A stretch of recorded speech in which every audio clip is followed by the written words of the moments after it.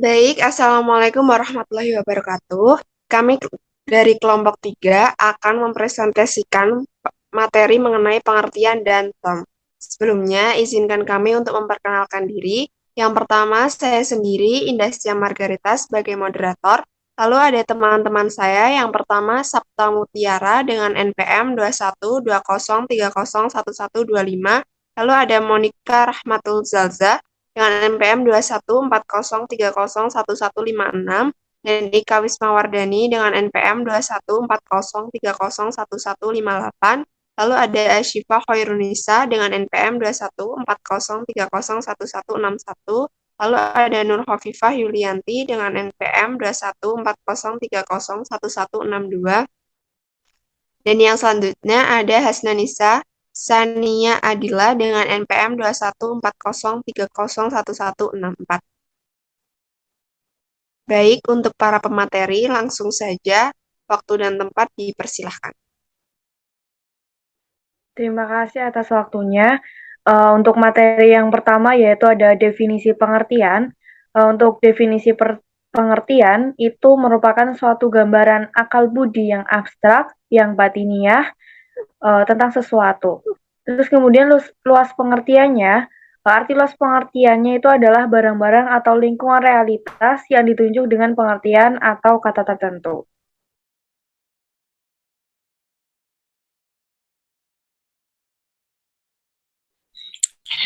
Untuk yang kedua yaitu isi pengertian. Isi pengertian ialah semua unsur yang termuat dalam pengertian itu.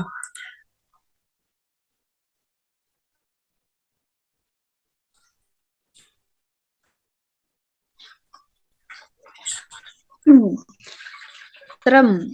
Term adalah kata, tetapi tidak setiap kata adalah term.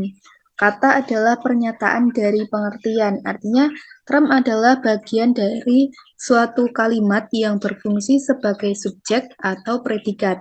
Menurut Sumaryono, term dipahami juga sebagai sebuah gagasan atau segugus gagasan yang dinyatakan dalam wujud kata-kata.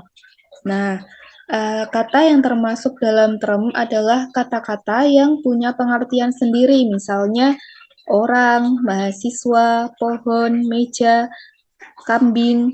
Sedangkan kata-kata yang tidak punya pengertian sendiri itu tidak dapat menjadi term, misalnya biru, bagus, dan yang.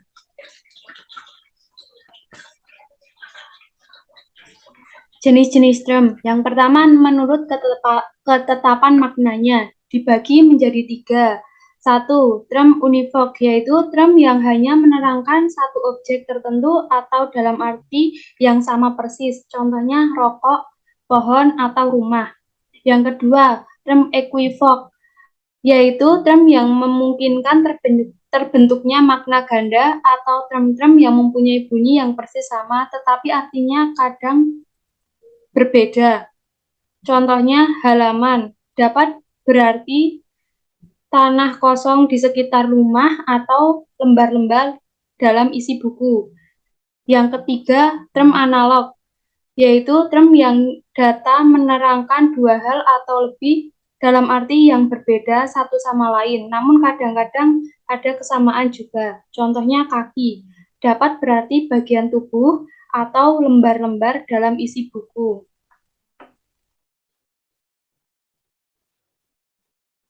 Yang selanjutnya ada term kontradiktoris. Jadi, term kontradiktoris itu saling meniadakan sehingga tidak ada kemungkinan ketiga di antara kedua. Jadi, seperti ikan itu hidup di perairan, tetapi tidak hidup di daratan. Lalu ada term kontradiktoris yang menampakkan dua ekstrem di antara objek-objek dari suatu rangkaian dalam kelas yang sama, seperti panas, dingin, masuk ke dalam kelas suhu. Lalu ada term relatif, kata yang satu tidak bisa dimengerti tanpa ada term yang lain seperti ibu dan anak, suami istri, guru dan murid.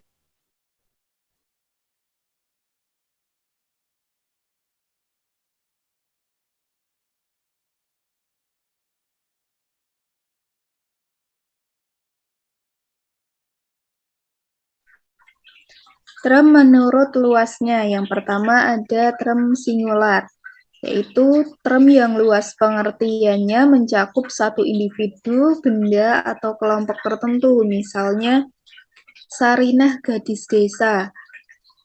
Berarti itu satu individu yaitu Sarinah. Misalnya ketika benda itu kursi itu atau kesebelasan itu. Kemudian term partikular yaitu term ini menunjukkan hanya sebagian saja dari seluruh luasnya. Artinya menunjukkan lebih dari satu, tetapi tidak semua bawahannya. Misalnya beberapa mahasiswa atau kebanyakan orang.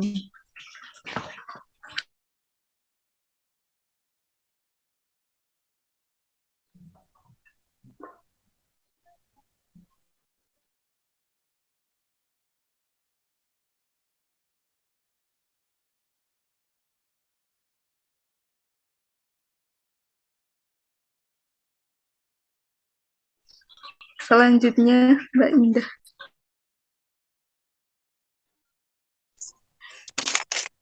Term Lalu menurut ada term universal.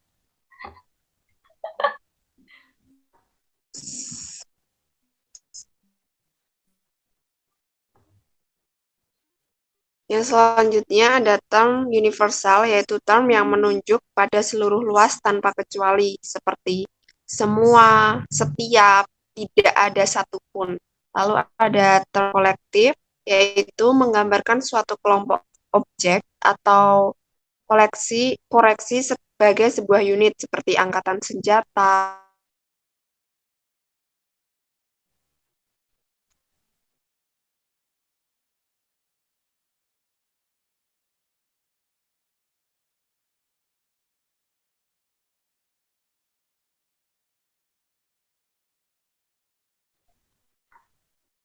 term menurut kodrat referen dibagi menjadi 3. Yang pertama, term konkret, yaitu term yang memiliki objek yang mudah diamati. Contohnya kacamata, meja, buku, dan kursi. Yang kedua, term abstrak, yaitu term yang memiliki objek yang baru dapat dimengerti setelah melakukan proses abstraksi. Contohnya kata keadilan, kebenaran.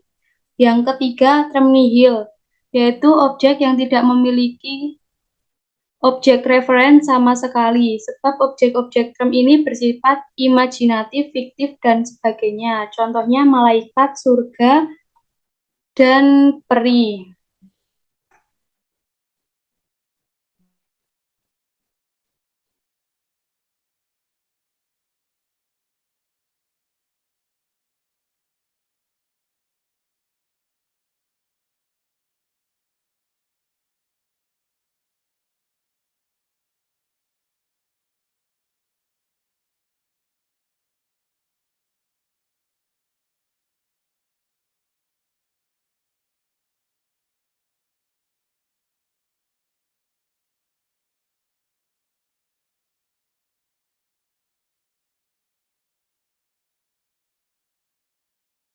Baik, selanjutnya suposisi term mungkin bisa langsung dilanjut, Mbak.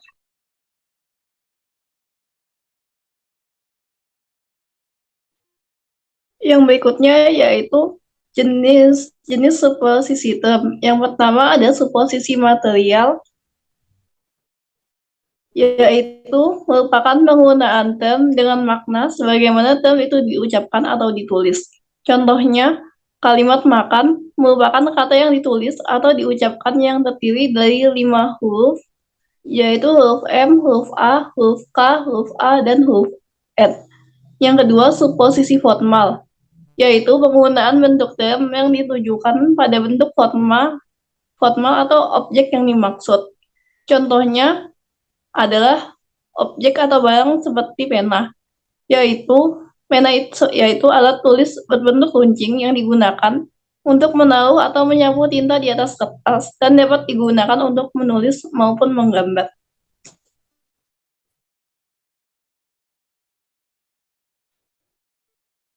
Selanjutnya yang ketiga yaitu suposisi logis.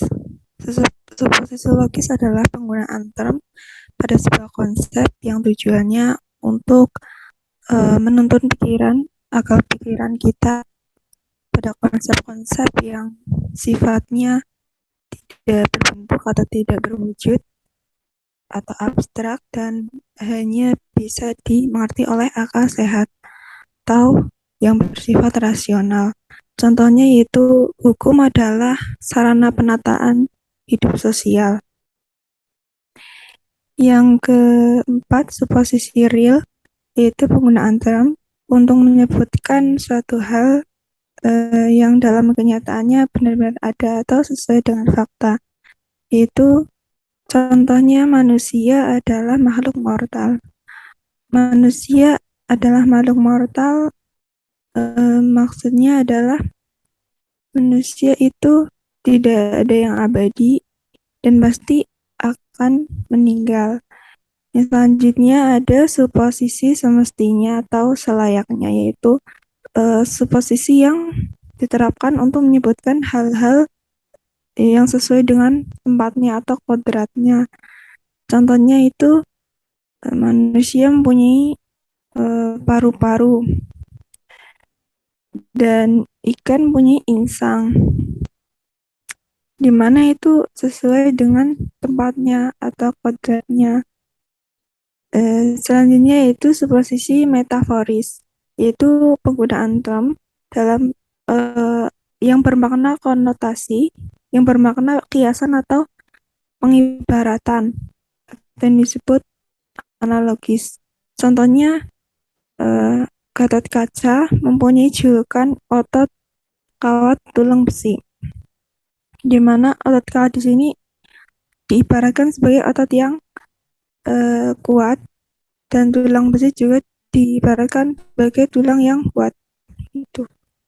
Saya kembalikan ke moderator.